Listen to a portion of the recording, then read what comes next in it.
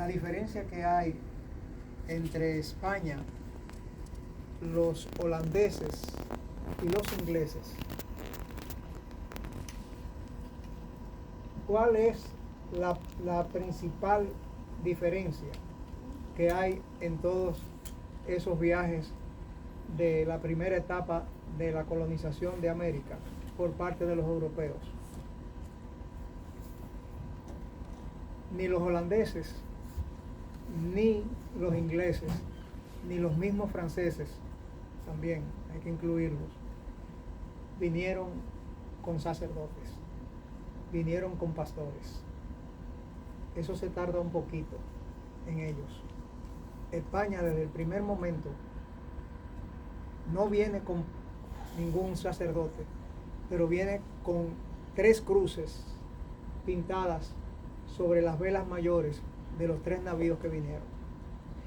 Y fíjense ustedes una cosa, no eran unas cruces cualquiera, eran unas cruces que en ese momento yo no sé cómo a Colón se le ocurrió ponerlas, porque hay momentos en que tú puedes ser escogidista y maravilloso si estás en San Carlos, pero si el escogido gana en el Cibao, te conviene quitarte la gorra roja por un buen rato. Te pueden dar tu pecozón o cocotazo. Entonces hay que ver dónde uno manifiesta, y manifestar poniendo 3 cruces templarias en el momento en que los templarios habían sido pasados por la piedra, porque a los templarios los agarran en el siglo XIV, final del XIV, principio del XV, y los pasan por la piedra de moler de muy mala manera.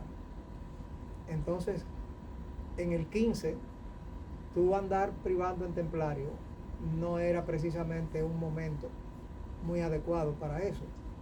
Y Colón viene con 3 cruces templarias sobre sus velas.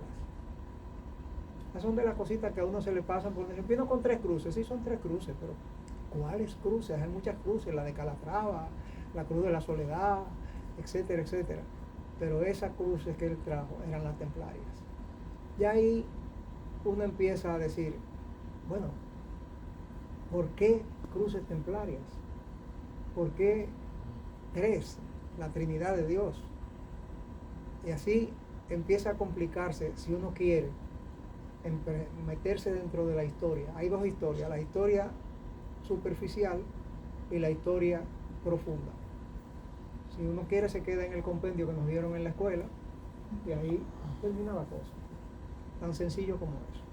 Pero si uno se mete un chin más profundo, ya va por otra línea.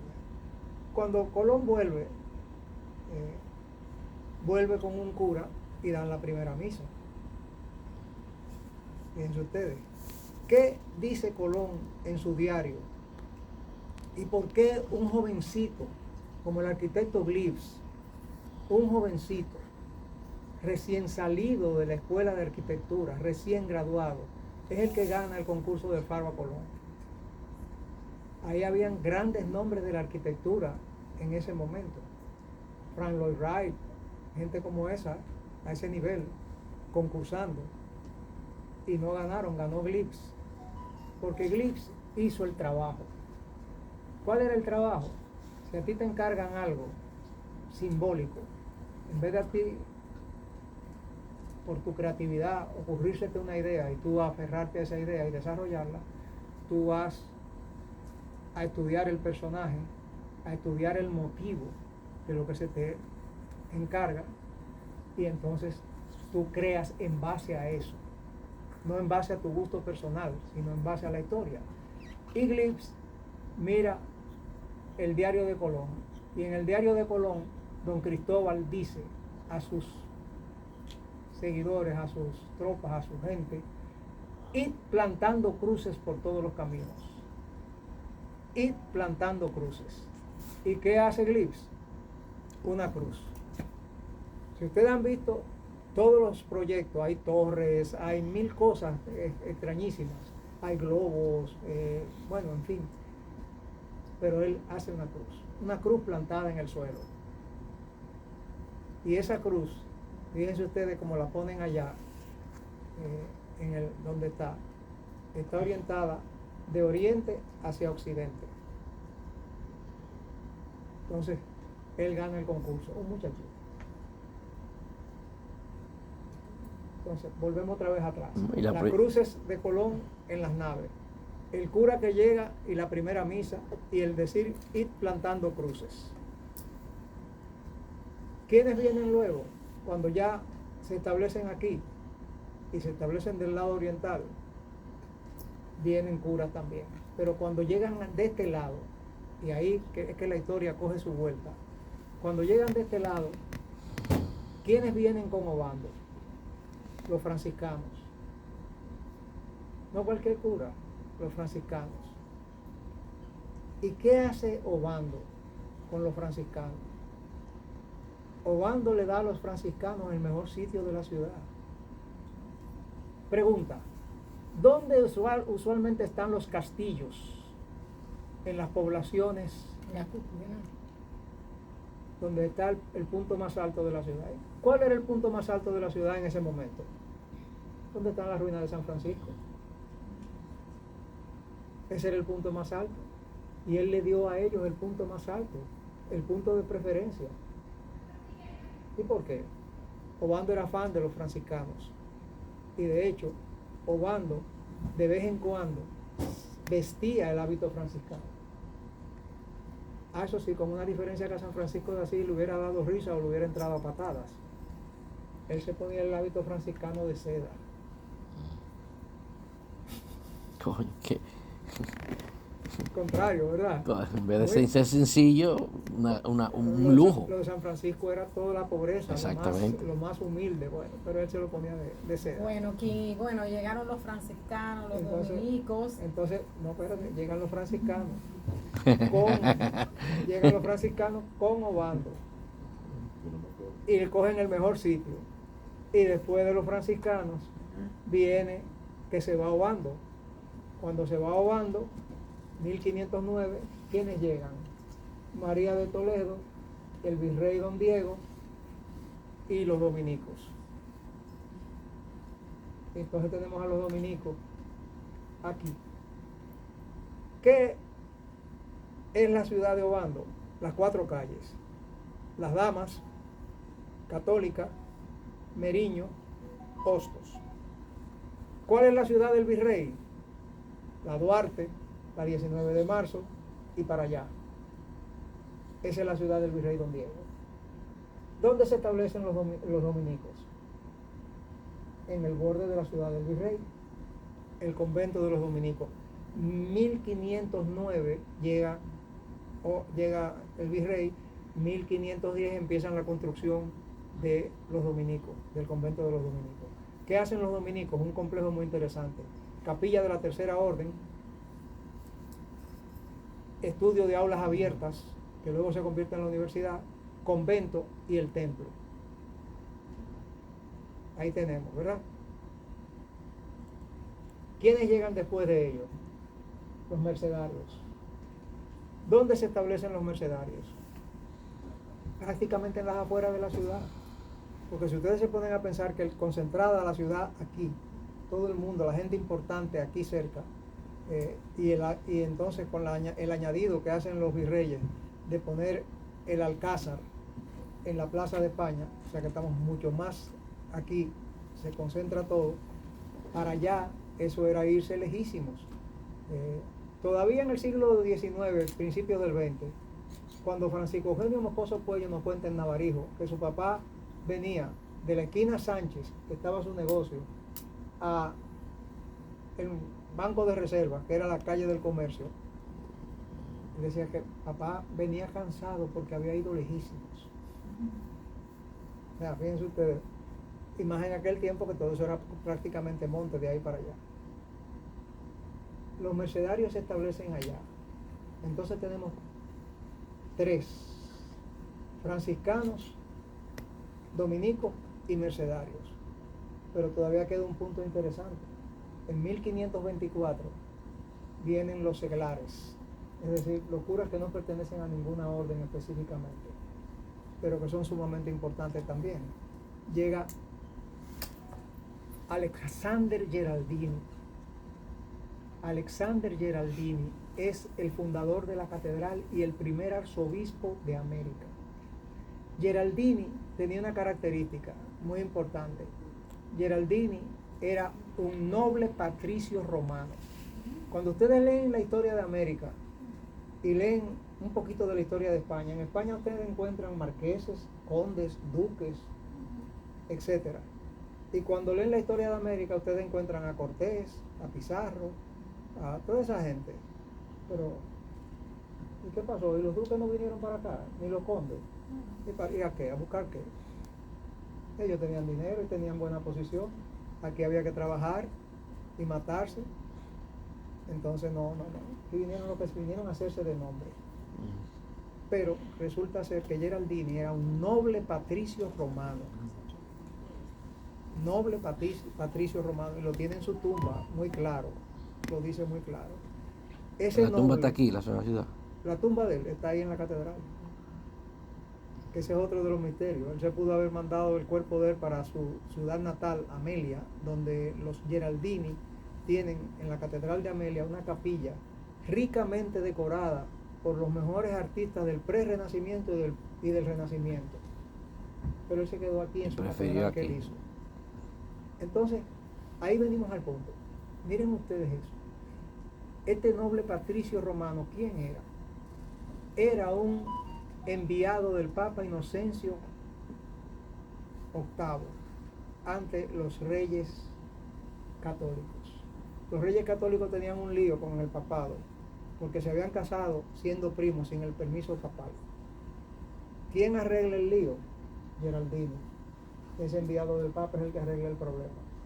Pero ese enviado del Papa es el individuo, no como nos han contado a nosotros, que fue el confesor de Colón, de la reina. Ese individuo es el que toma de la mano a Colón y lo lleva ante la reina. Es Geraldini, el hombre. Y es Geraldini el que hace las conexiones con la casa de Bernardo Berardi, que era una casa comercial de los Médicis,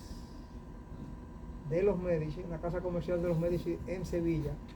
Y es Geraldini el que también contacta a Luis de Santángel, que era el jefe de la Santa Hermandad en España, para que entre la Santa Hermandad y la Casa Berardi financien la expedición de Colón a América.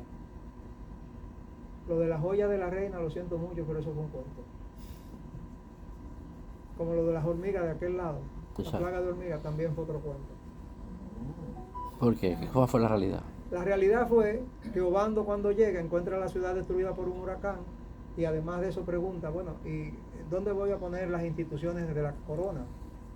Y yo, bueno, pues mira, aquí los solares están repartidos, tú te vas para allá atrás donde no han repartido nada. Ah, sí, está bien, me parece muy bien. Entonces, ¿qué es mejor, construir o reconstruir? Construir. Ah, claro, porque construir yo tengo la pizarra en blanco y la trazo como yo quiera.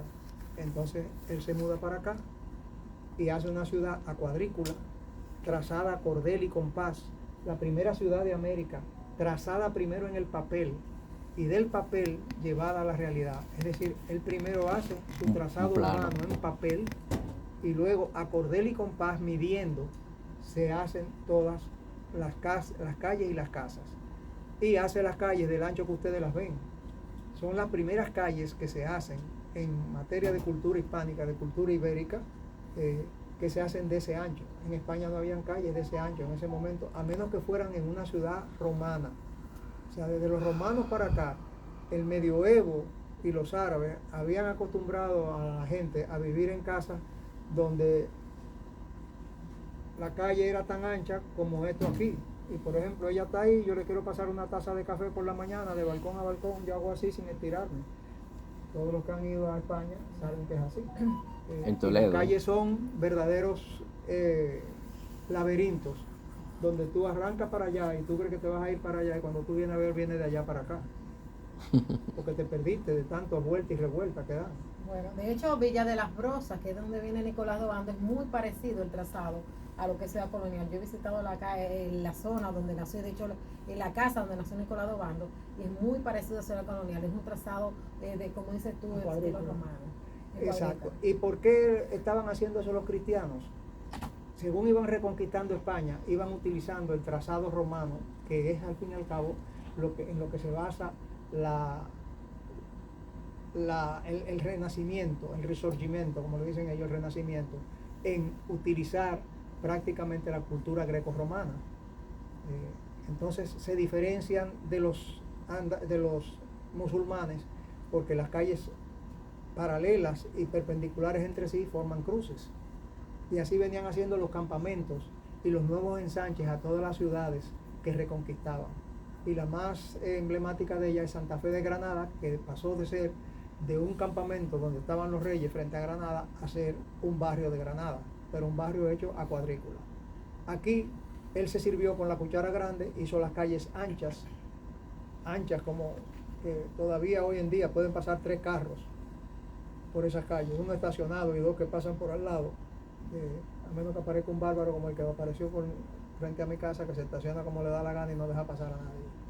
Entonces, fíjense ustedes que también él prohibió aquí que se hicieran casas de madera y paja, es decir, bohíos.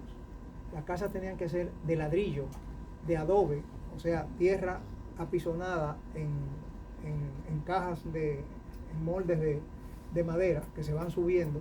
Y estas casas, muchas de estas casas ustedes le meten la mano y es tierra, para que ustedes lo sepan. Y no tienen zapata, no tienen zapatas, son casas flotantes, por eso no se caen con los ciclones, con los terremotos, perdón. Y además de eso, también casas de piedra. Determinó el tamaño de los solares. Y si usted quería una casa más grande, tenía que comprar 2 solares. Todo eso.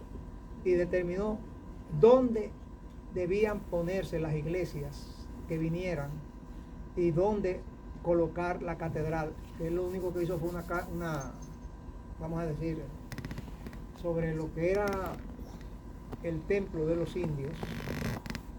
Él construyó una pequeña iglesia de madera, que cuando llega Geraldini ya venía con noticias y dijo, no, eso no es digno de un arzobispo. Digno de un arzobispo es esto que yo traigo. Se saca del baúl unos planos hechos por Alonso Rodríguez, nada que ver con el cineasta, Alonso Rodríguez, y aquí Luis de Moya es el que lo construye, el que construyó la catedral. Ahora vamos a un detalle, porque nosotros estamos hablando de religión. Para nosotros la religión es un asunto casi light. Y ustedes como agentes de viaje tienen un problema grave. Si alguno de ustedes es católico militante o de repente se encontró como un amigo mío que fue toda la vida un bandidazo y se encontró un día a Dios. Yo me encontré a Dios, digo, ay, no me diga. Yo pensé que el perdido era tuyo, Dios estaba en su sitio desde hace años. Pero él se lo encontró. Bueno, en fin. El caso es que de repente el tipo está viviendo a tope un cristianismo. Antes le decíamos convertido a esa gente así. Y entonces él quiere convertir a todo el mundo. ¿Y qué hacen ustedes si una persona va y le dice que él quiere ir de viaje a ver las pirámides de Egipto porque él está muy interesado en la forma como los egipcios veían la divinidad y los dioses? ¿Y usted qué hace? Y otro le dice que quiere ir a la India porque quiere ver a los Budas y ese tipo de cosas. Usted lo va a tratar igual que el que viene y le dice que va a ir a Tierra Santa para ver los lugares donde nació Jesús. Ay, como usted es un convertido, usted le va a decir, bueno, usted va a ir a ver los lugares donde nació Jesús, pero no mire esas imágenes ni esas cosas. O usted le va a vender un pasaje, lo mejor, con un tour, con una serie de cosas, para que ese viaje sea bien aprovechado por esa persona que quiere conocer esos sitios santos. Ahora yo voy a hablar de Santo Domingo y yo me voy a olvidar, ustedes son clientes. Lo que ustedes crean o no crean, yo no lo voy a tener en cuenta. Yo voy a tener en cuenta lo que tenemos, lo que hay. Y ahí voy. A ver. Entonces, lo que hay. Tenemos aquí, tenemos la catedral, y la cuadra más grande que hay en la ciudad. Ustedes se han dado cuenta que la cuadra más grande que hay en la ciudad comienza aquí, en la Padre Villini, sigue por la Isabel la Católica, llega al Conde, en el Conde dobla, coge el Ameriño y vuelve a llegar aquí a la Padre Villini. Es una cuadra enorme, ahí no hay calle de por medio, es solo una sola cuadra, pero esa cuadra de ese tamaño solamente es única, es esa. Entonces, el templo de los taínos, porque esa era la plaza ceremonial de los indios taínos, estaba ahí, en este pedacito donde está la catedral. Pero la cuadra llega de aquí a acá, de aquí a acá. ¿Por qué la catedral la ponen arriba del templo taíno? A nosotros nos enseñaron cuando éramos pequeños que los grandes imperios, cuando conquistan un sitio, para poner su pata de elefante sobre el otro imperio, se ponen sobre el templo de ese imperio. Los que son místicos, esotéricos y demás, nos han enseñado otra cosa. Nos dicen, los lugares mágicos donde el geomagnetismo de la Tierra se manifiesta, no se mudan o no se ponen donde a ti te da la gana, sino que es ahí. Entonces por eso ahí donde ese lugar mágico ya está predeterminado, yo me pongo ahí porque si me pongo para allá no voy a tener ese geomagnetismo de la Tierra. Súper interesante. King, y cuéntanos ya en la actualidad. Espérate que me voy a la actualidad. No me hablen el tiro. Ahí es que va el tiro, espérate, ahí es que va el tiro, tú me vas a agarrar ahora mismo. Entonces, tú tienes la catedral aquí, ¿verdad? Y te la ponen. ¿Por qué la catedral no tiene el frente de la catedral para el Parque Colón? ¿No se vería más espectacular? ¿Eh? ¿Y qué fue lo que falló ahí? Que no era la calle, que la calle estaba al otro lado. No, que a ellos no les importa un pito. Que se vea más o que se vea menos. La catedral tiene forma de cruz. Esta es mi cabeza y mis pies para allá. ¿En qué dirección estoy yo? Tú dijiste ahorita una palabra que casi nadie dice. Fue muy interesante. Tú dijiste oriente, occidente. Si hablamos con los masones, no te dicen este, oeste, te dicen oriente, occidente.